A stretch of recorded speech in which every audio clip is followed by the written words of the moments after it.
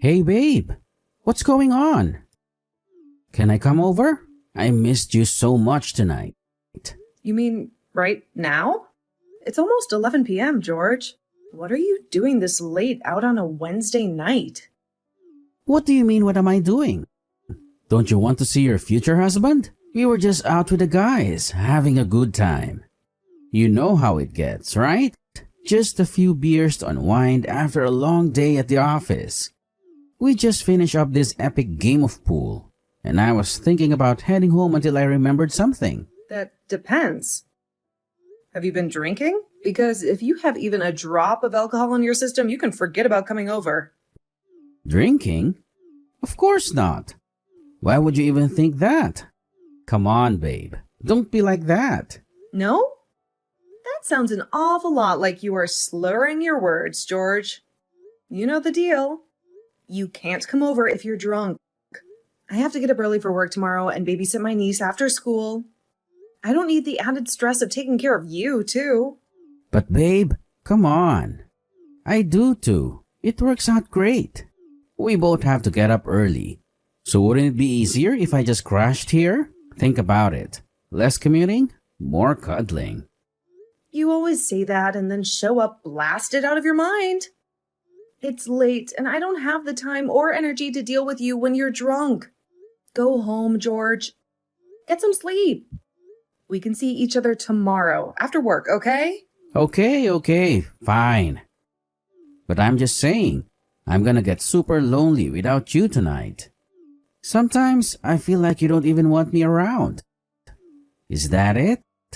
Do you have second thoughts about marrying me? I'm marrying you, idiot.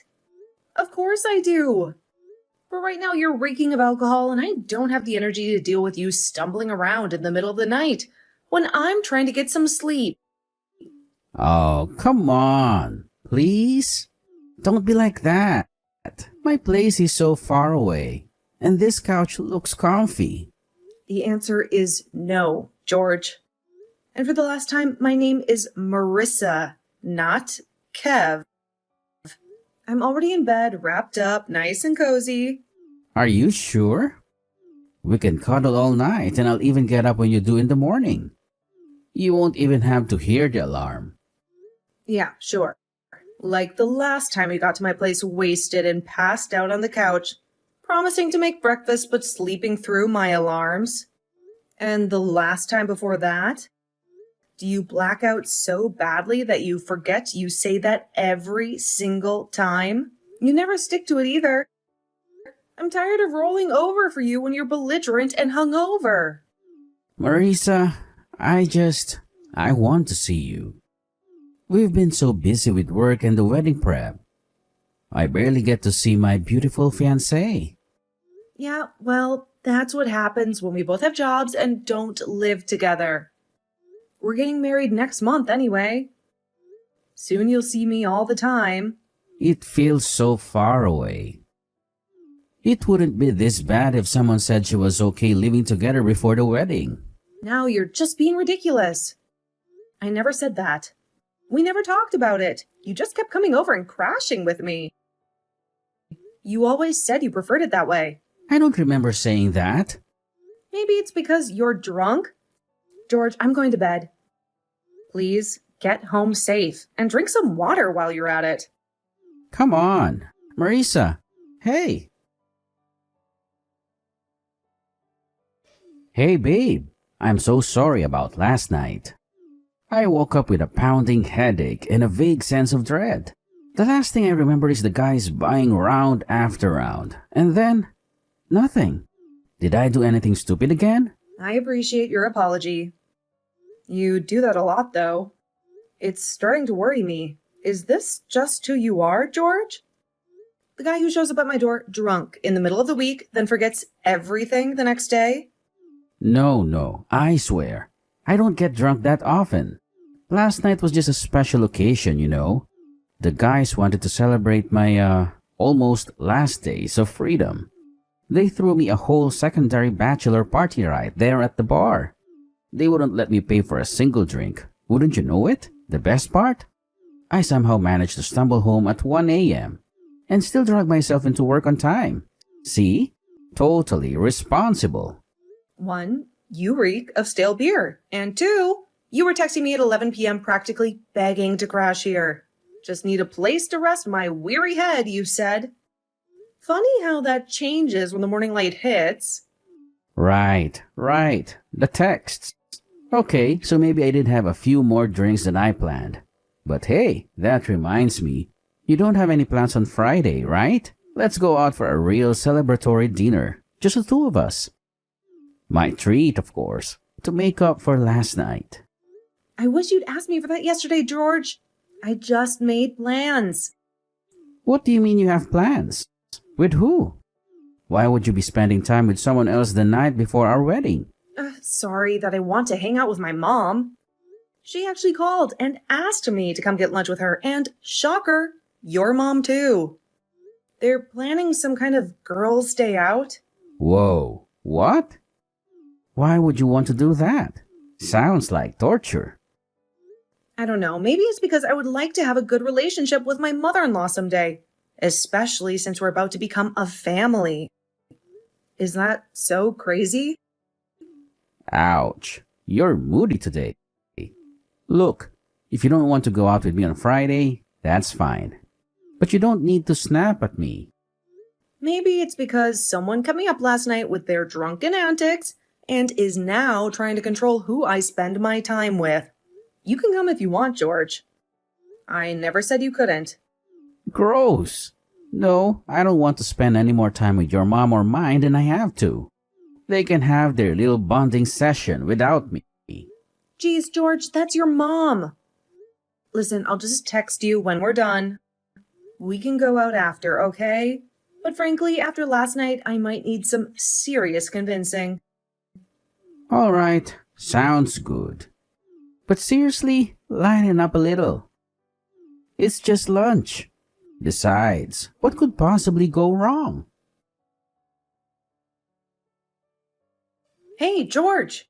I just finished up work. Remember that new rom-com we were talking about seeing? I finally got tickets, and there's a showing in like an hour. Want to grab some popcorn and cuddle up? Sorry, babe. I just, met up with the guys at the bar. They were already a few rounds in, and you know how it is. Once they get started... Again? It seems like every time I suggest doing something together lately, you're mysteriously glued to a bar stool. What's that supposed to mean?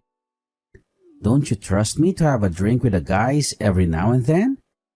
It's not like I'm out here getting wasted every night. Well, it certainly feels like it, George. You've just been out drinking with them a lot lately. You're supposed to be moving in with me in 2 weeks and marrying me in 4. But you haven't shown me any signs that you're preparing for either of those things. Is everything okay? Are you having second thoughts? Second thoughts? What? No way, babe. I wouldn't miss marrying you for the world. Besides, isn't that what I just did? I called the caterer yesterday to finalize the menu. Hold on a second. Your mom called the caterer yesterday. You know, the woman who lives 3 states away and hasn't even met my dog yet? Well, it's the same thing if you think about it. We talk about the menu together, and she just offered to handle it. You know your mom can be a little overbearing sometimes. Overbearing? George, we talked about wanting the wedding to be a collaboration, something that reflects both of us. And I'm packing, for the record. I've been slowly collecting boxes and decluttering for weeks. Yeah, well, of course you are. You're way more organized than me, that's for sure. But don't worry, I'm excited about that too. The wedding so soon. We'll be living together like a real husband and wife in no time. Honeymoon in the Bahamas, just the two of us. Can't wait. Exactly. I hope you've started to pack your stuff, George. Moving will take some time, especially if you plan on bringing everything you own. My place isn't quite as spacious as yours. Wait, what? Your place? I thought we were moving into my apartment. It's bigger, closer to work. We talked about this months ago, George. My house is already set up and it's close to my mom's house. You know, she's gone into chemotherapy treatments, right? Oh yeah, of course. Look, I'm so sorry. I completely forgot. You're such a good daughter to be there for her during this difficult time. Thanks, babe. I appreciate it. It's a scary time for her, and I want to be there for her as much as I can. Besides, wouldn't it be easier to just stay at my place for now? Less moving hassle, you know? Sure, of course. Whatever works for you. She's gonna be a part of my family soon too. The least I can do is help you take care of her. Thanks, babe. I appreciate it. Listen, the movie tickets are going to waste if we don't hurry. How about we reschedule for another night, and you can come over and help me pack for the move? Of course. Oh, the guys are ordering another round. I promise I'll start packing this weekend.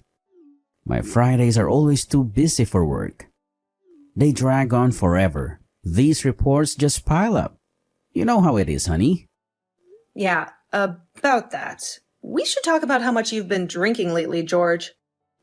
It seems like every Friday night turns into a marathon at the bar with the guys.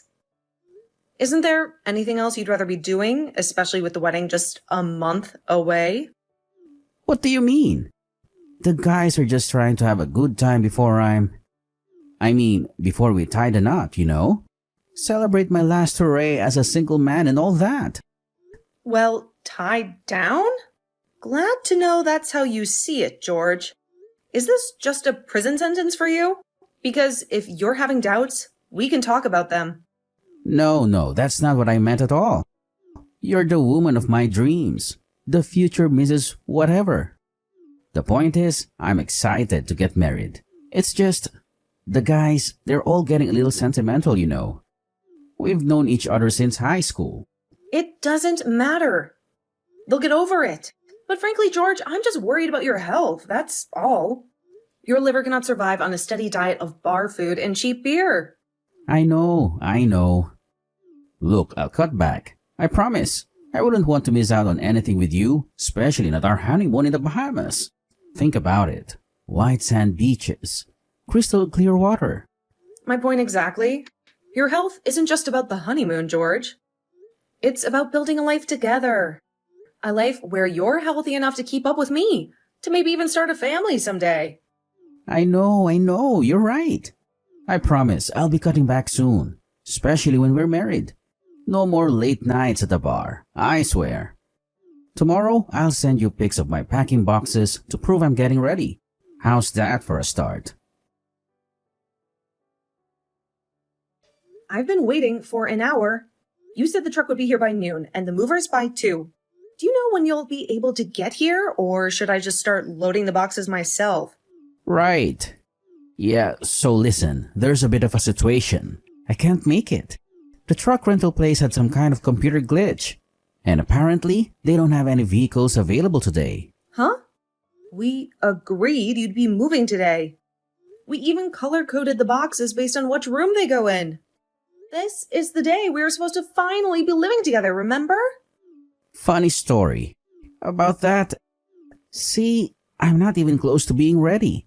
There are still half unpacked boxes from my last apartment scattered everywhere. And most of my clothes are still hanging in the closet. Funny. You had weeks to get ready, George. Weeks where you promised you'd be packing and decluttering. It's not like this all just magically appeared overnight. Hey, weeks where I had to work a full-time job and deal with all the wedding prep stuff, you know. Wedding favors, seating charts. The caterer keeps changing the menu on me. It's been stressful. Okay, now you're definitely joking, right? I've been doing everything for this wedding. From the venue to the flowers, the decorations, even the freaking cake tasting. I've been handling it all. All you've been doing, apparently, is drinking with your friends every night. Well, look. My friends keep inviting me out to celebrate the bachelor life before it's over. And it would be rude if I said no, right? They're all getting a little sentimental, you know. But what about your soon-to-be wife, huh? Seems like you've been a lot more available for sentimental goodbyes with your buddies than for getting ready to start a new life with me. What's that supposed to mean? Of course I care about you. You're the whole reason for the wedding, aren't you? It means I feel like you care more about your friends than about me and about our future together. This move was supposed to be a symbol of our commitment, a new chapter. Instead, I feel like I'm the only one who's been taking it seriously. Marisa, I'm so sorry. I don't want you to feel that way. It's not like I don't care. It's just... Then please, George, please start packing. We have 2 weeks until the wedding. 2 weeks until we're supposed to say I do. We were supposed to be moved in together by now, getting used to living in the same space, building a life together. I will. I promise. Can you forgive me? I'll clear my schedule and cancel any more celebrations with the guys. Are you going to take me seriously from now on? This isn't just about moving boxes, George. This is about building trust, about showing me that you're committed to our future together. Of course. Consider it done. This wedding is happening, and we're going to have the best life together. You'll see. Now, let me call the rental company again and see if they can squeeze us in somehow. Maybe with a bigger bribe. And, where are you? What's up? Buttercup? Really? Buttercup? After tonight, the only thing sweet about me is the frosting clinging to this ruined dress. Yeah, it's our wedding night. And you're all gray and stormy. What gives? Everyone's having a good time. I'm so glad you think that I'm not.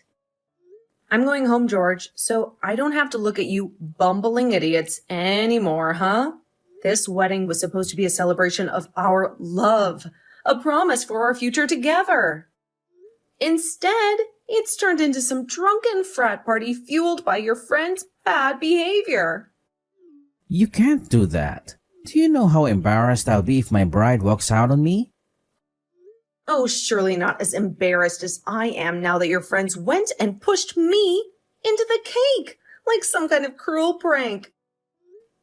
Do you have any idea how much we paid for that 3-tier masterpiece? Not to mention the hours I spent picking out the perfect design. All ruined because your friends couldn't hold their liquor. Oh, that. You're not still mad about that, are you? They were just having fun, trying to lighten the mood. Do you have any idea how much we paid for that cake? Not only that, your friends are wasted and ruined. The dress I paid thousands for with buttercream frosting smeared all over it in front of everyone. You need to loosen up, babe? It's a party, you say? It's a wedding. Our wedding. A sacred ceremony that marks the beginning of our life together. Not an excuse for your friends to get blackout drunk and disrespect your wife. Yeah, our wedding. Where my friends can drink as much as they want and celebrate with a happy couple. That's not the purpose of a wedding, George. Maybe if you weren't so wasted yourself, you'd understand that I am humiliated. And honestly, I think our friends and family are too. You clearly didn't see how dead silent the venue went when they shoved me into the cake. Everyone was shocked. Oh, is that why your friends started to leave? You made everyone get out because you were a little dirty. Great. I guess I can thank you for ruining the wedding. I had to stand there and watch my bride make a scene and vanish on me. I certainly hope you're not going to be like this for the rest of our marriage. I won't, since we're basically history now. What does that mean? It means I ripped our marriage certificate in two. After that incredible display of disrespect, the broken promises, the blatant disregard for my feelings, I can't be married to you anymore. This piece of paper doesn't hold a candle to the vows we just took. Vows you seem to have forgotten the moment the ceremony ended. But I didn't even do anything. They were just messing around, trying to have some fun. Exactly, George. You just laughed at me. Stood there like a statue while your friends shoved their idea of fun down my throat. Instead of supporting me or scolding them for treating your wife like a birthday cake, you giggled like a kindergartner who just got away with coloring on the walls. And that's not even taking into account every other promise you've broken over the last few months. Remember when you swore you'd cut back on the drinking? Apparently, that promise went the way of your supposed commitment to packing and moving in with me. Whoa, where's this all coming from? We were having a good time. It was our wedding night. Our wedding night? A night that should have been about celebrating our love, our future together. Instead, it turned into a drunken spectacle where your friends felt free to humiliate me, and you were too busy getting wasted to even notice. This isn't news, George. I've been telling you for months that your drinking is a problem, that it creates distance between us. But you never listened. Fine. I've done a lot of stuff I should apologize for, but you're not really walking out just after we got married, are you? We can fix this, you know? We just need to talk. Yeah, I am. I said I do to a man who promised to respect me, cherish me, and build a life together. The man standing in front of me right now seems more interested in the bottom of a beer glass than anything else. I got humiliated on my wedding day, George, and my husband couldn't even stand up for me. What kind of marriage is that supposed to be? It sounds like you're just being self-conscious. Everyone makes mistakes while they're drunk. It was just a prank. A little out of hand maybe, but nothing to throw away our entire future over. Yes, but no one goes as far as embarrassing their bride in front of everyone we know. What is wrong with you? This wasn't some harmless prank, George. It was a deliberate act of disrespect, a sign that maybe you don't take our commitment as seriously as I do. We'd had a little too much to drink. It wasn't that big of a deal. Oh my God, this again? You are killing your liver, George. All you do is drink. You blame everything, every little thing on drinking, as if it somehow absolves you from making those mistakes. Being drunk does not excuse you from being accountable for your actions. I know that more than anyone. I used to drink a lot in college. I made a lot of mistakes that I had to learn how to take responsibility for. Now, I know that it's possible to not cross those boundaries when you drink, especially not at a wedding, one of the most critical events in our life together. I get it. You hate people who drink. But is this really the answer? Can't we just talk about it? No, George. I hate people who use drinking as an excuse for crossing boundaries. Like you, apparently. This isn't about a few beers gone bad. This is about a pattern of behavior, a pattern you refuse to acknowledge. So I'm done trying to fix what's broken. Hey, no. Calm down there. We can fix this. Relationships take work. You know that. We just need to communicate. To figure out where things went wrong. We actually cannot fix this, George. Not this time. The trust is gone, shattered like the overpriced wedding cake your friends shoved me into. I've already started packing up your stuff. Maybe you can use some of those empty beer boxes lying around. What? That's crazy. You can't do that when we just move in together. Besides, I already ended my lease at my old apartment. I have nowhere to go now. Marisa, you can't leave me on the curb like yesterday's trash. I can, and I will. Maybe one of those drinking buddies of yours will let you crash with them.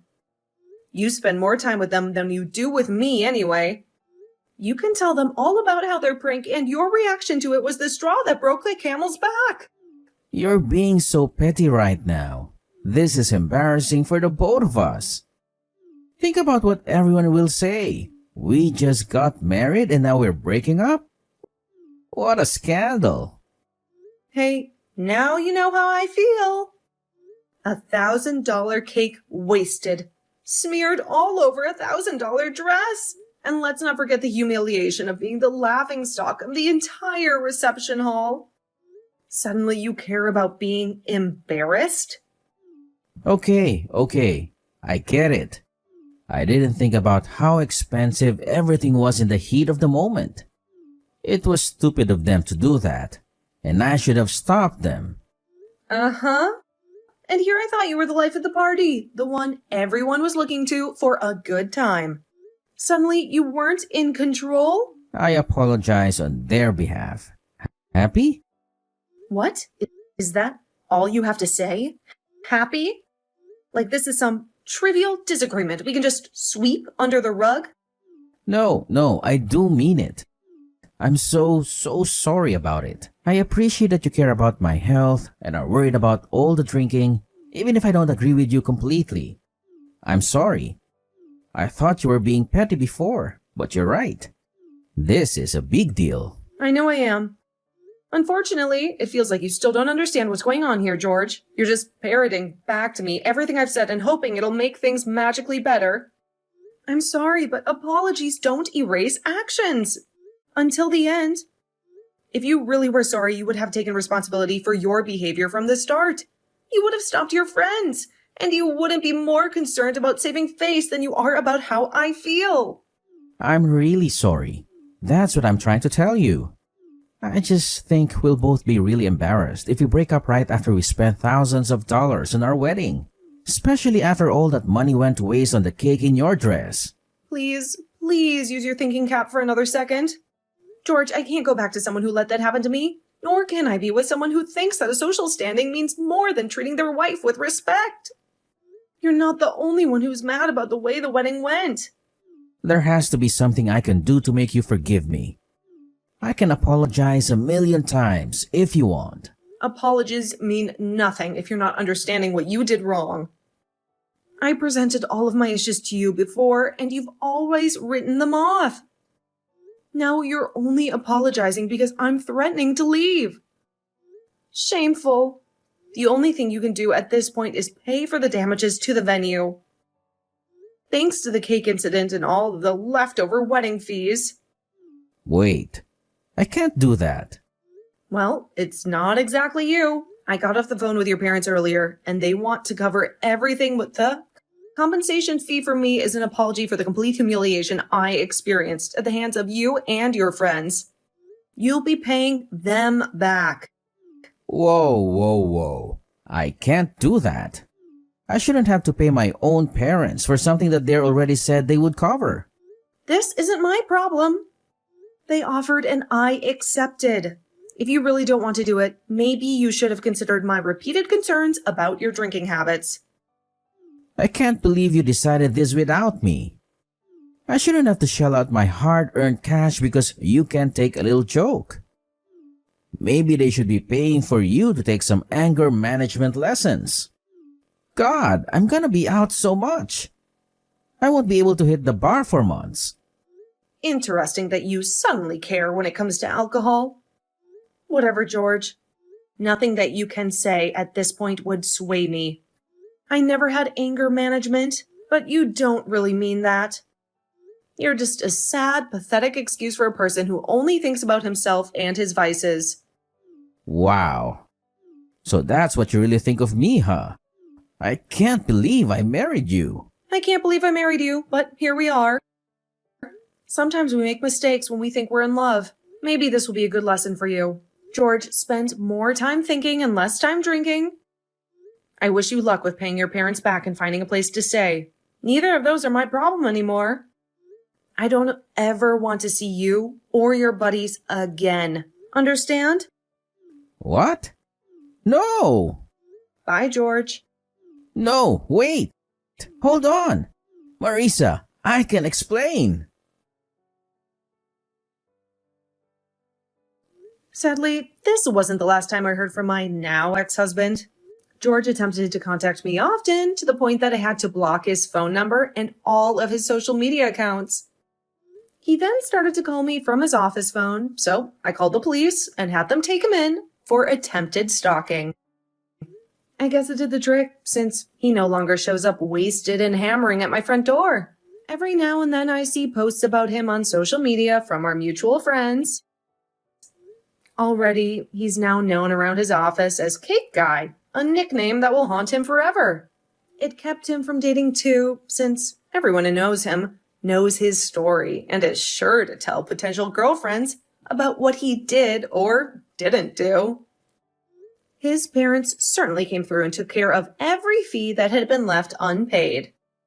They even sent me an extra check as payment for the financial loss on the cake, the dress, and my sanity.